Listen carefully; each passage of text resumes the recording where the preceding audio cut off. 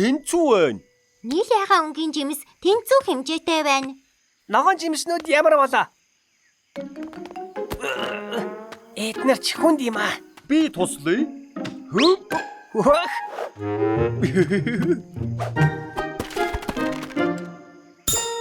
Тэд ч бас адилхан жинтэй байна. Гэхдээ ногоон жимс нийл ягаан өнгийн жимстэй адилхан жинтэй болов уу? Хей, бидний асуудал энд байна. Ногоон жимс чинь нийл ягаан жимснээс хүнд юм байна шүү дээ. Гэхдээ хэр хүнд бол? Нэг ногоон жимс 3 ширхэг нийл ягаан жимстэй тэнцэж байна. Тэгэхээр нэг ногоон жимс нь нэг нийл ягаан жимснээс 3 дахин хүнд гэсэн үг юм байна.